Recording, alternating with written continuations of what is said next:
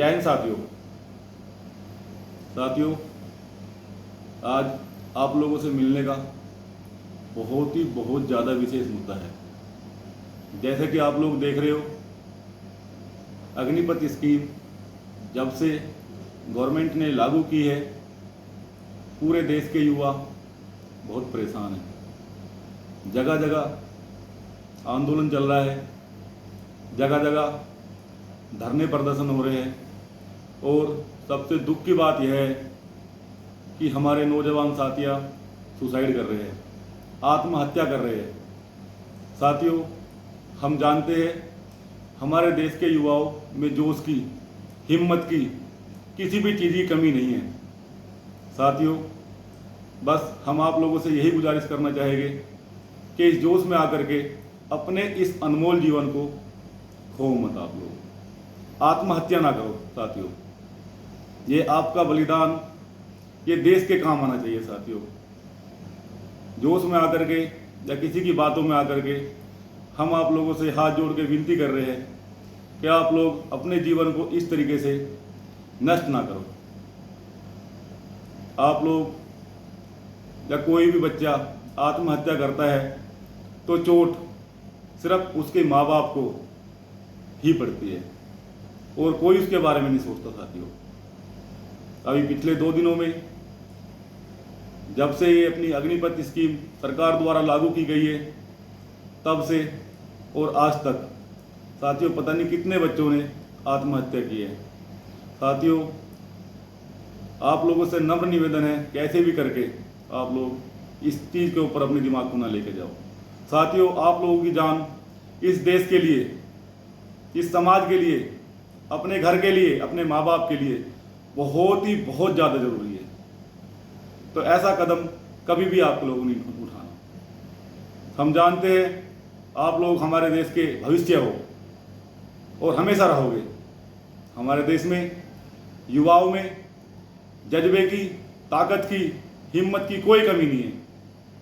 जब जब देश को किसी भी चीज़ की आवश्यकता पड़ी है, जब जब हमारे देश के ऊपर कोई भी आपत्ति पड़ी है, तो हमारे देश के युवाओं ने कभी भी पीछे हटने का काम नहीं किया। हमेशा वो अपने नेताओं के साथ, अपने कमांडरों के साथ कंधे से कंधा मिला करके चले हैं। दोस्तों, मैं जानता हूँ भारत एक ऐसा देश है जिसके अंदर जब खून खोलता है तो सब कुछ जीतने की वो इच्छा रखता है, सब कुछ वो हासिल करने का वो जज्बा रखता है, और वो है आप लोगों में। हमारे पूर्वजों ने पता नहीं कितने 100 साल तक गुलामी करके इस देश को आज़ाद करवाया है। आप लोग साथियों उन्हीं पूर्वजों की वंशज की आप लोग औलाद हो।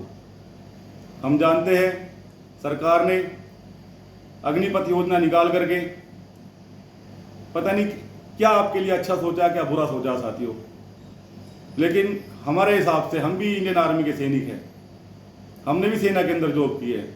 अच्छा नहीं है। साथियों, सरकार से भी हम यही बात कहनी चाहेंगे कि एक बार फिर इसके ऊपर दोबारा विचार विमर्श करो, क्योंकि यह देश की सुरक्षा का सवाल है और देश की सुरक्षा के साथ साथ उस जवान का सवाल है जो बचपन में ही अपने माँ बाप को छोड़ देता है।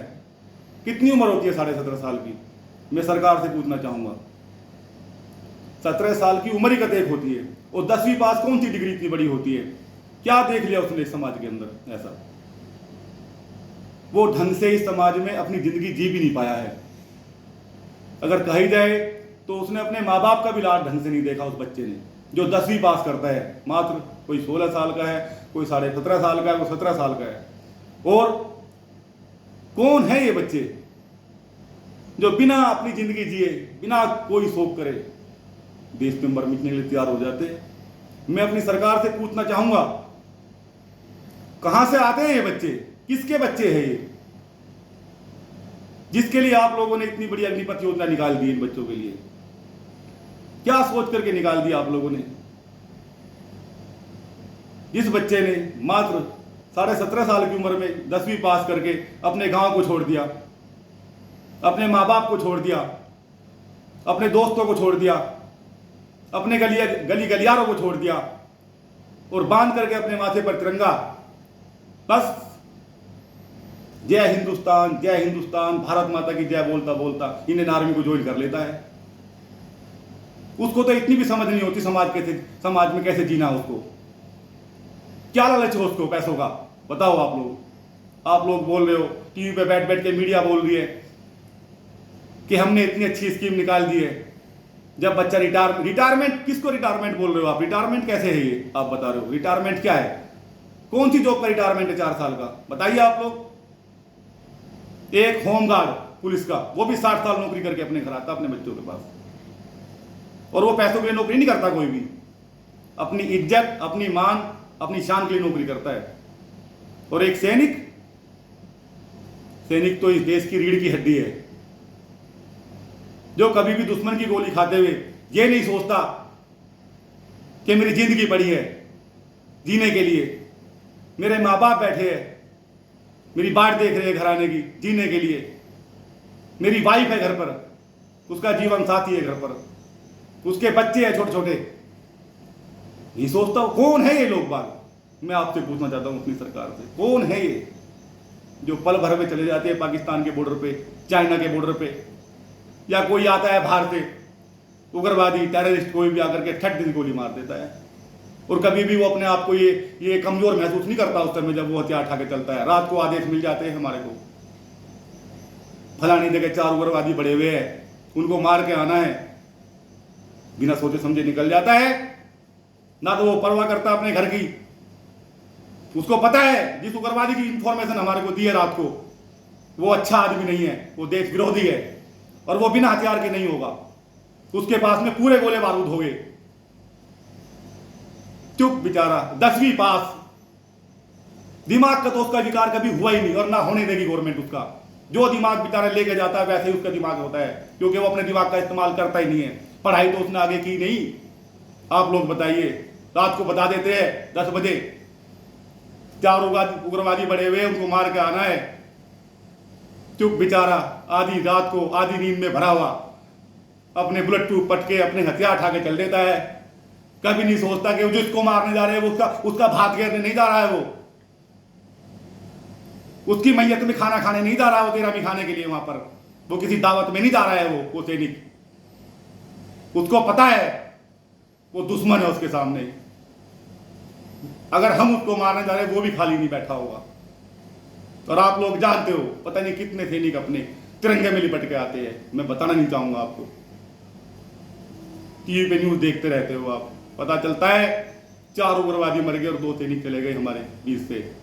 चले गए, क्या था? 21,000 रुपए के लिए मरा है क्या? वो 22,000 रुपए के लिए मरा है क्या? मैं आपसे पूछना चाहता हूं। हैं मतलब पैसा ही सब कुछ है उसके लिए? नहीं, वो नहीं मानता पैसे को। अगर देश का जज्बा है तो वो फ्री में भी नौकरी कर सकता है। ये जज्बा हमारे खून में है, पैसों में नहीं है। मैं अपनी सरकार से पूछना चाहता हूं, क्या क्या वेलफेयर लेकर के आए हो आप उसके लिए? जिस बच्चे ने 10वीं पास करके 17.5 साल में अपने गांव को, अपने घर के, अपने माँ बाप को, अपने रिश्तेदारों को, सबको छोड़ करके एक देश में सेवा करने का एक ठान प्रोग्राम बना करके वो देश की सेवा के लिए जाता है, वो तो नहीं सोचता कि मैं मर जाऊंगा, मेरी जिंदगी बची हुई है, या मेरे बच्चे मेरी वेट कर रहे हैं, या मेरी फैमिली मेरा इंतजार कर रही है घर पर, या मेरे बाद उनका क्या होगा। आप बहुत सोच रहे हो हमारी आर्मी के लिए, और बहुत ही अच्छा सोच रहे हो आप हमारी आर्मी के लिए। मुझे खुशी है आज आप लोगों ने कितनी अच्छी स्कीम निकाली है इन आर्मी के लिए, सेना के लिए। मैं अपनी सरकार से पूछना चाहूंगा, क्या कमी है हमारे सैनिकों में? क्या देख लिया आपने ऐसा? कौन से करोड़पति सैनिक देख लिया आपने ऐसे? किसी के 2 कमरे का मकान है, किसी के 3 कमरे का मकान है, और वो भी बच्चों से भरा हुआ है। पेंशन पे गुजारा करता है वो, अपनी कुछ नहीं है उसके पास कमाई का साधन। रिटायरमेंट के बाद में वो पेंशन पे गुजारा करता है अपना, बस एक उम्मीद रहती है उसको, बुढ़ापे का सहारा बन जाएगा, पेंशन मिल जाएगी, कर लो। तंगे की कमी नहीं है आर्मी के अंदर, तंगे की कमी नहीं है आर्मी के अंदर। मैं अपनी सरकार से कहना चाहूँगा, आप लोगों ने अग्निपथ योजना निकाली है, किसके लिए निकाली आप लोगों ने? हमारे देश के नौजवानों के लिए। बार बार मीडिया पे जोर जोर से बोल रहे हैं कि सरकार ने इतनी अच्छी स्कीम निकाल दी है, इतनी अच्छी स्कीम निकाल दी है, उसके तहत बहुत सारे बच्चे भर्ती हो गए। मैं अपनी सरकार से पूछना चाहूंगा, अब तक जो तुमने आर्मी की भर्ती की है यहाँ पर, और होती आई है पिछले 3 साल से पहले, कोरोना से पहले, आप लोगों ने क्या अनफिट बच्चे लिए? वीडियो उठा करके देखो आप, जब जब आर्मी की भर्ती किसी ओपन की एआरओ के अंदर होती है, एक बैच में जीडी के 300, 400 बच्चे दौड़ते हैं, सिर्फ मात्र 20 बच्चे पकड़ते हैं। 400 में से 20 पकड़ने का मतलब है 380 बच्चे फेल। लेकिन वो परवाह नहीं करते, उस खेल की परवाह नहीं करते। वो फिर लग जाते हैं, फिर भर्ती आएगी हमारी, हम फिर मेहनत करेंगे। आप ये बताओ, 400 में से 20 बच्चे पकड़ के जो भर्ती के लिए अप्लाई करते हैं, क्या वो कमजोर थे? क्या वो बूढ़े सैनिक थे? क्या 1600 मीटर 4:30 में मारते हैं वो? 3-3, 4-4 साल से पूरी रोड खून दिया उन्होंने, अपने शौक सब कुछ छोड़ रखे, सिर गंजा करवा रखा अपना, सिर पे चुटिया रख रखी, इतनी बड़ी चाणक्य बन रहे हैं, पंडित जी बन रहे हैं वो किसी कैफे में, किसी होटल में खाना नहीं खाते। जब देश के लिए भर्ती देखते हैं, सेना के लिए भर्ती के लिए जोश भरता है उसके अंदर, तब कहीं जाके भर्ती होता है वो, और वहां जाके देखता है टंगी क्या चीज है, सेना क्या चीज है। सेना के बारे में बताना नहीं चाहूंगा मैं, अंदर क्या होता है। सैनिक हूं मैं, जानता हूं मैं सब कुछ। बस एक ही चीज पे वो नौकरी करता है, आन बान शान के लिए, और साथ में उसके सामने एक क्वेश्चन मार्क होता है कि पेंशन मिल जाएगी। वो भी नहीं रही उन बच्चों के लिए। क्यों नहीं? क्या देश में इतनी बड़ी तंगी आ गई है क्या कि आज हमारी गवर्नमेंट हमारी आर्मी को पेंशन नहीं दे सकती? बताइए, क्या देश में इतनी बड़ी तंगी आ गई है आज की डेट में कि अब इंडियन आर्मी की पेंशन बंद हो जाएगी? कौन करेगा इस देश की सुरक्षा? बताओ आप लोग, कौन करेगा? आप लोग मुझे ये बताओ, ये इतना जोश इन बच्चों में है जो हंसते हंसते गोली खा सकता है उग्रवादी की, दुश्मन की, और अपनी चू तक भी नहीं करता, वो अपने गम तक किसी को नहीं बताता। क्या होगा उसके साथ आर्मी में? कितने दिन उसने बॉर्डर पे ड्यूटी दी है, कितने दिन वो भूखा रहा है, कितने दिन वो पहाड़ों पर रहा, जहां पर ऑक्सीजन भी नहीं मिलती उसको, और एक दिन तिरंगे में लिपट कर वो अपने घर पर आता है।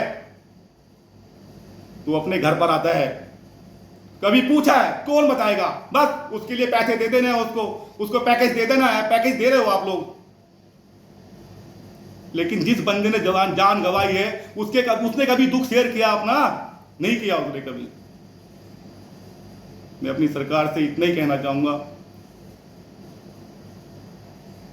इनका हक ना छीनो, इनके जोश को डाउन ना करो आप लोग। कम से कम 60 बच्चों ने जान दे दी है अभी इन 2 दिन के अंदर अंदर। कैसी स्कीम है? किसके लिए स्कीम है ये पाकिस्तान या कोई बाहर के बच्चे है गए? हमारे भारत के शौर्य है ये, यही तो सैनिक है। सैनिक किसी वीवीआईपी का बच्चा नहीं बनता है। एक गरीब का बच्चा बनता है, तो किसान का बच्चा बनता है, मजदूर का बच्चा बनता है जो जीडी में भर्ती होता है। एक गरीब का बच्चा बनता है या किसान का बच्चा बनता है? बताओ, किसी भी वीआईपी का बच्चा जीडी में भर्ती होता है? क्या जरूरत हो उसको इस स्कीम की? बताओ। गरीब का बच्चा है वो, और देख रहे हो आप पिछले 2 दिन से क्या चल रहा है। यही चाहते हो क्या देश में दंगे हो, प्रसाद हो? नहीं करने कभी ऐसे। इनका हक है, इनको दो। इनके जोश को ढीला अगर आप कर दो कि जिस तरीके से बावले हो रहे हैं, तो आगे भर्ती भी नहीं होने गए तो कौन जाएगा सेना के अंदर? बताओ आप लोग। जब आज 60 से 62 बच्चों ने आत्महत्या कर ली है एक सैनिक बनने के लिए, उनका मोराली डाउन है, तो वो क्या सेवा करेगा देश की कल को? जिस बच्चे ने आत्महत्या कर ली है, जो बच्चे यहां पे आंदोलन कर रहे हैं अपने हक की लड़ाई के लिए, ये वे ही तो युवा है जो इंडियन आर्मी के सोल्जर बनेंगे कल को आकर के। जब इन युवाओं का दिमाग खराब है, इनका जोश ढीला हो चुका है, तो कहां से भर्ती हो जाएंगे? इस देश की रक्षा कौन? मोदी जी, मेरी प्रिय सरकार, ये वो शौर्य है, मैं दोबारा कहना चाहूंगा, जो हमारे देश की बॉर्डर पर खड़े होकर के रक्षा कर रहे हैं। डरते नहीं है वो किससे? पता चलता है एक सैनिक गया, कम से कम 10 को मार के मरा है, मात्र 21,000 के लिए। 22,000 के लिए? मैं तो देखता हूं कौन आएगा, तो किसी को गोली के सामने खड़ा कर दो आप। इस देश के अंदर 130 करोड़ जनसंख्या, बताओ कि भाई यहां पे गोली चल रही है, एक सांप तक तो मारते नहीं है लोग बाग। सालो नू बता दो एक बार के पिटोड़े में सांप बढ़ रहा है, किसी घर में सांप बढ़ गया, उसको पकड़ने की तो किसी की हिम्मत नहीं है। किसी को 10,000 रुपए भी दोगे ना आपके सांप को पकड़ना, जब भी नहीं पकड़ेगा। और हमारे देश का सैनिक अपनी जान देता है, तिरंगे में लिपट के आता है देश के लिए। वो जोर पड़ रहा है हमारे पे, आज उन्हीं सैनिकों का मोरल डाउन चल रहा है।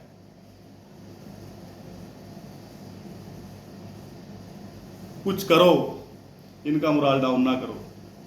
अरे देना है तो उनको वेलफेयर दो, इनकी तनख्वाह 1 लाख रुपए कर दो ना आप, इनकी पेंशन 1 लाख रुपए कर दो ना, इनका 50% कोटा कर दो ना आप। जब दे ही रहे हो तो आप किसको दे रहे हो? आपको तो देते हुए खुशी होनी चाहिए। हम अपने सैनिक को दे रहे हैं जो हमारे देश की रक्षा कर रहे हैं, और हम उसके मां बाप को दे रहे हैं जो हमारे बीच में नहीं है, गुजर चुका है। यह वही देश है जिस देश को आजाद कराने के लिए अपने युवाओं ने अपने घर को छोड़ा है। वही देश है ये, उसी देश के युवा है ये वही देश है जो आज भी आर्मी में सेवा करके या सीआरपीएफ कोई भी अपनी रक्षा दल हो, जान निछावर करके अपने देश की सेवा कर रहे हैं। सरकार से मेरा नम्र निवेदन है, सारी सिचुएशन को ध्यान में रखो, इस देश की मर्यादा को भी बचा के रखो। मैं आप लोगों से हाथ जोड़ के विनती करता हूं, अपने युवाओं का मान सम्मान करो, इनके हौसले बढ़ाओ, अपने देश के लिए जाएंगे ये कल को, इनके मोरल डाउन ना करो। और उन बच्चों से मैं हाथ जोड़ के विनती करता हूं जो बच्चे भर्ती देखने वाले हैं, मेरे प्रिय सैनिकों, हमारे देश के भविष्य, आत्महत्या ना करना। आत्महत्या करना बहुत बड़ी कायरता है। आप लोगों को ये काम नहीं करना है। कोई नहीं रोएगा आपके ऊपर। आपके माँ बाप से पूछ के देखो किस तरीके से घर में रोटियां भी नहीं बन रही, जिसने अपना लाल खो दिया है। जो बच्चा भर्ती से पहले आत्महत्या कर सकता है वो कम से कम 100 उग्रवादियों को मार करके अपने देश की रक्षा कर सकता है। वेलफेयर दो इनको, जितना हो सकता है वेलफेयर दो इनको, इन शौर्यों को, सूरवीरों को। इनको 3 साल हो गए भर्ती की बाट देखते देखते। कोरोना का चलता टाइम, कोरोना है, भर्ती नहीं है, सब जॉब निकल रही है। एसएससी पैसे सबकी जॉब निकली है 3 साल के अंदर, पुलिस की सबकी एसआई तक बने हैं। लेकिन एक सैनिक 3 साल तक मुंह नहीं खोला, चुप खड़ा रहा हो। आप ही की तो मानिए, अपनी सरकार की तो हित में चला है वो। बस पेपर अब है, पेपर कल है, पेपर नेक्स्ट मंथ है, बस आपकी सुनते रहते हैं, चुपचाप अपना टाइम काट रहा है। वो 3 साल में दिया भी तो क्या दिया उन बच्चों को आपने? एक टेम्परेरी जॉब आर्मी की समझा रहे हो उनको आप, एक टेम्परेरी जॉब कि 4 साल बाद आपको भेज दिया जाएगा। मीडिया पे बैठ के समझा रहे हमारे विषय तक, जिसने कभी आर्मी के बारे में पता ही नहीं, आर्मी क्या चीज है, किस ग्राउंड। मैं ये तो नहीं कहूंगा कि नहीं पता आर्मी, लेकिन ये तो ग्राउंड जीरो अलग चीज है। ग्राउंड के बारे में वही बताएगा जो ग्राउंड पर जॉब करके आया है इंडियन आर्मी की। कैसे कैसी सिचुएशन में, कैसे कैसे मौसम में और कैसे कैसे इलाके में 50-50 जॉब बढ़ जाती है कमर के पीछे। कभी बताते हैं आप लोगों को? बताने का फायदा भी क्या है? बताए तो उसको जो उसका मान सम्मान करे। आप तो पैसों में तोल रहे हो सबको, पैसा मिल जाएगा। अभी 3-4 दिन पहले एक मीडिया पे बैठे हुए ये अपना इंटरव्यू चल रहा था, पता नहीं कौन कह रहे थे कि हम इनको 11 लाख रुपए दे रहे हैं। 22 साल की उम्र में इनको 11 लाख रुपए दे रहे हैं। 11 लाख में ये करोड़पति बन जाएंगे, ये अपना बिजनेस कर सकते। कौन सा बिजनेस होगा 11 लाख में? मैं पूछना चाहता हूं, कौन सा बिजनेस करेगा 11 लाख में आके? ये बताइए आप। इनको हम लोन देंगे, लोन मतलब और मारना है गरीबों को, इनको लोन देना है हमारे को आने के बाद में, लोन देने नहीं। इस आर्मी की जो पुरानी स्कीम थी, आप इसको जुगा तो रहने दो, हम आपसे यही कहना चाहेंगे। और हमारे देश के युवाओं को प्यार से समझा करके इनका हक दो, क्योंकि हमारे देश को इनकी बहुत ज्यादा जरूरत है। और ये अपने जिस उम्मीद से हम इनको भर्ती करते हैं ना, ये अपनी उम्मीद पे खरे उतरते हैं। कोई भी सैनिक इतिहास उठा करके देख लेना आर्मी का, भर्ती होने के बाद कैसी भी सिचुएशन रही हो उसके सामने, कितने उग्रवादी आए हो, क्या ऐसा ही कैसी भी कंडीशन में उसने जॉब की हो, लेकिन जॉब छोड़ के नहीं भागा हो। तो उसे तिरंगे में लिपट के आना मंजूर होगा, लेकिन बीच में नौकरी छोड़ के नहीं आएगा वो बंदा। तो इनको इनके हक दो। मैं आप लोगों से यही कहना चाहूँगा, अपनी सरकार से यही विनती है दोबारा कि हमारे सैनिकों को इनका हौसला बढ़ाओ, इनको ऐसे जीने दो जो पहले थे, इनको कोई नया वेलफेयर ना दो आप लोग इस तरीके से, और इनके मोरल डाउन ना करो आप लोग। आज 62 मरे, कल को 200 मरते, कल को 500 मरते, फिर कौन भर्ती होगा यहाँ पे? ये तो मर गए। ये तो जोश जोश, नया खून, नए बच्चे हैं, इनको समझाना इतना आसान नहीं है। बड़े बूढ़े में समझ आ जाती है, आराम से बैठ के समझा सकते हैं इनको। उम्र गैल चलता हर चीज, और इनका जोश ही इस देश के काम आएगा। जहां पर जरूरत है इनके जोश की, वहां पे इस्तेमाल करो। ये सेना की जॉब मांग रहे हैं आपसे, और उसी सिचुएशन में मांग रहे जो थी, और वो सबके लिए अच्छा है। ये आपसे पैसे, आपसे अपनी तनख्वाह नहीं बढ़वा रहे हैं, आपसे ये नहीं कह रहे हमारे को अरबपति करोड़पति बनाओ। ये बोल रहे हमें तिरंगे में लिपटने का मौका दो, लेकिन हमें टेम्परेरी ना करो, हमें उसी तरीके से रहने दो जो पहले हमारी आर्मी बनती आई है। अच्छा है, बुरा भी नहीं है। सरकार के पास पैसे की कमी है क्या कि इन बच्चों की जॉब के 4 साल की जॉब कर दे या इन बच्चों की पेंशन छीन ले? आप कोई नियम बना दो ना यूनिट के अंदर, आर्मी के अंदर, जो बीमार हो जाएंगे, जो कैटेगरी हो जाएंगे, जो जॉब नहीं कर पाएंगे, उनको भेज देना आप, क्या दिक्कत है? उनके लो बनाओ आप।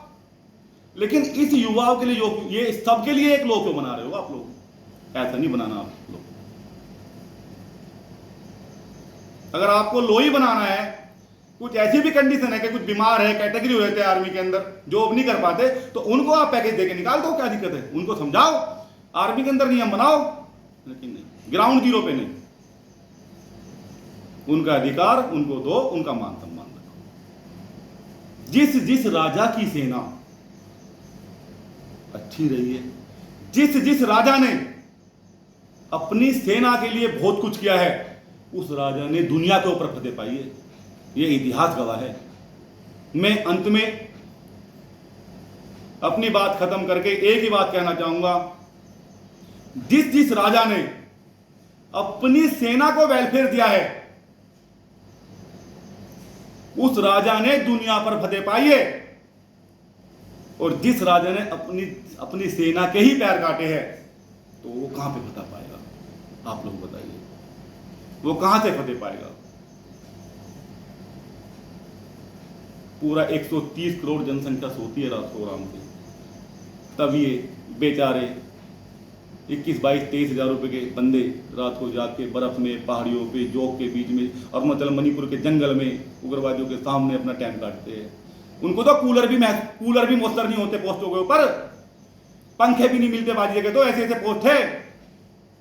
वो ग्लेशियर का ठंडा बर्फ, जहां पे 2 रोटी फालतू खा ली तो मर गए, ना खाई तो मर गए, पूरी रात सो लिया तो मर गए, ना सोया तो मर गए। ऐसी ऐसी सिचुएशन में जॉब करनी पड़ती है। वो टाइगर हिल जैसी पहाड़ियां, नंगी पहाड़ियां, जहां पर हवा तलवार की तरह निकलती है, उनके दोस्त और हमारे देश के वीवीआईपी तो आराम से अपने एसीओ में बैठ के आराम करते हैं, और वे उन ठंडी हवाओं का झटका झेलते हैं। मात्र कि उनको 21,000-22,000 रुपए मिलेगा, उनको बस मात्र, आप मतलब उनको इतनी बड़ी रकम मिलेगी? नहीं, पैसे से नहीं चलती बात। ये देश की मान, मर्यादा और सिक्योरिटी और सब चीज का सवाल है। तो मैं आपसे यही कहना चाहूंगा कि इनके जितने भी वेलफेयर है मत काटो, और इनको आगे बढ़ने का प्रोत्साहन दो। 3 साल बाद में इनकी खुशी आ रही थी, 3 साल तक इन्होंने वेट किया इस भर्ती का, आप उसी में रहने दो। और जिन बच्चों का मेडिकल फिट है, जो फिजिकल फिट है, उनके एग्जाम की डेट दो, उनको ही भर्ती करो।